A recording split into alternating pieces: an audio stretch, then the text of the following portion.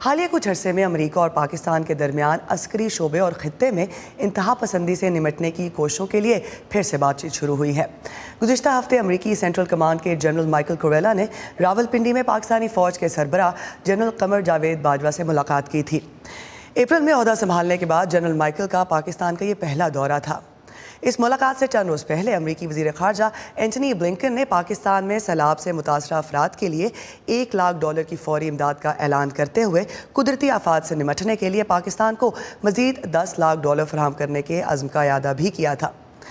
دونوں ممالک کے درمیان تازہ ترین رابطے دو طرفہ تعلقات کے لیے کیا اہمیت رکھتے ہیں، اس سلسلے میں بات کرنے کے لیے اسکائپ کے ذریعے ہمارے ساتھ موجود ہیں سحر خان، جو کیٹو انسٹیٹیوٹ سے منسلک تجزیہ کار ہیں۔ تھینک یو سحر۔ پہلے یہ بتائیے کہ عسکری قیادت کے درمیان ملاقاتوں کے بعد اب ایسی خبریں بھی گردش کر رہی ہیں کہ جنرل باجوہ امریکہ کا دورہ کرنے والے ہیں۔ کیا یہ پاکستان اور امریکہ کے تعلقات میں چند سالوں سے موجود سرد مہری کے کم ہونے کے اشارے ہیں؟ بہت بہت شکریہ، آپ نے مجھے اپنے شو پر بلایا۔ اور میرے خیال میں یہ لگ تو نہیں رہا کہ تعلقات سچ بہتر ہوں گے۔ یہ جو جنرل باجوہ جانے والے ہیں امریکہ یا سوچ رہے ہیں جانے کا، یہ اس وجہ سے جا رہے ہیں کیونکہ جو IMF پیکج پاکستان کو ملا تھا جولائی میں، وہ چاہ رہے ہیں کہ جلد از جلد وہ تقسیم ہونا شروع ہو جائے۔ جولائی میں پاکستان IMF نے اگری کیا تھا کہ $4.2 بلین ملیں گے، لیکن جب وہ تقسیم کرتے ہیں پیسے، وہ فوراً نہیں کرتے۔ عام طور پہ IMF کا بورڈ ملتا ہے، اگست میں وہ ملے گا، ابھی اس مہینے کے آخر میں، اور پھر وہ ڈیسائیڈ کرتے ہیں کہ پیسے کیسے تقسیم کیے جائیں اور کتنی تعداد میں کیے جائیں۔ تو پاکستان چاہتا ہے کہ ایٹ لیسٹ $1.2 بلین جو ہیں وہ جلد از جلد ریلیز ہوں، صرف فلڈز وغیرہ کی وجہ سے نہیں، بٹ پاکستان کی اکانومی کی مدد کرنے کے لیے۔ تو اس سلسلے میں جنرل باجوہ جا رہے ہیں۔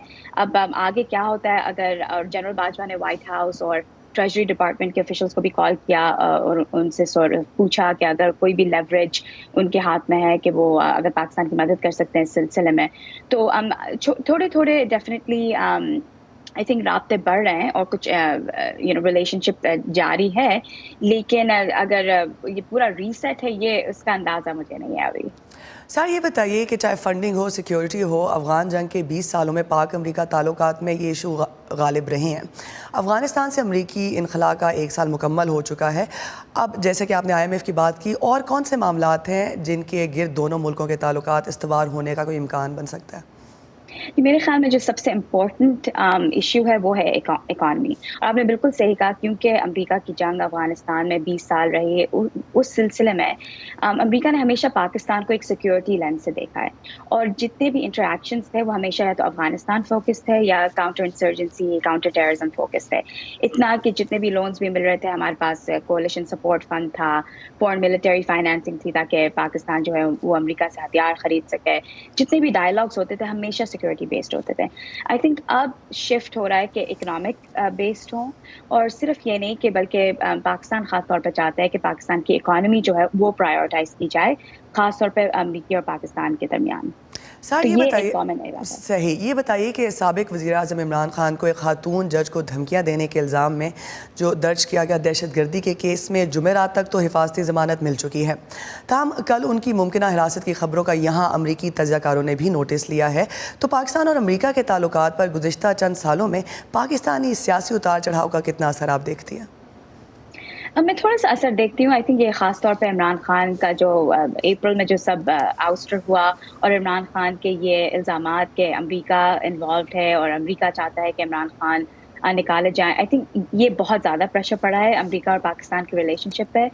ویسے ہی یہ ہمیں معلوم ہے کہ صدر بائیڈن نے وزیر اعظم عمران خان کو کال نہیں کیا تھا، وہ بھی بہت ریئر بات ہے۔ اور پھر جب US ٹروپس افغانستان سے نکلے تو اس وقت بھی بہت زیادہ میڈیا میں ہو رہا تھا کہ یہ پاکستان کے لیے وکٹری ہے کہ طالبان جو ہے وہ افغانستان میں آ گئے۔ اس طرح کی جو باتیں ہوئی ہیں، آئی تھنک بہت پریشر پڑا ہے بائی لیٹرل ریلیشن شپ پہ۔ لیکن جہاں تک کہ عمران خان کی بات ہے، عمران خان کا بیسکلی یہ بار بار کہنا کہ امریکہ نے ان کو نکالا ہے، یہ ایک مس انفارمیشن کا کنسرن ہے، جس کی وجہ سے آئی تھنک جو ان کی اسپیچز کو روکا گیا، لائیو کوریج جو ہوئی وہ صحیح تھا، لیکن یہ جو اینٹی ٹیررزم چارجز پڑے ہیں، آئی تھنک یہ ایک زیادہ بڑا ایشو دکھاتے ہیں کہ گلوبل وار آن ٹیررزم کے کیا اثرات ہیں۔ اینڈ آئی نو وقت کم ہے، لیکن بہت ہی جلدی پاکستان کا بھی بہت اسٹرکٹ اینٹی ٹیررزم لاز ہیں. تو اس طرح کا الزام عمران خان پہ لگانا میرے خیال میں it's a weakness in the Pakistani system. لیکن یہ ایک ڈومیسٹک ایشو ہے جو شاید امریکہ اتنا کامنٹ نہیں کرے گا. Sahar Khan, thank you so much for being with us. Thank you G.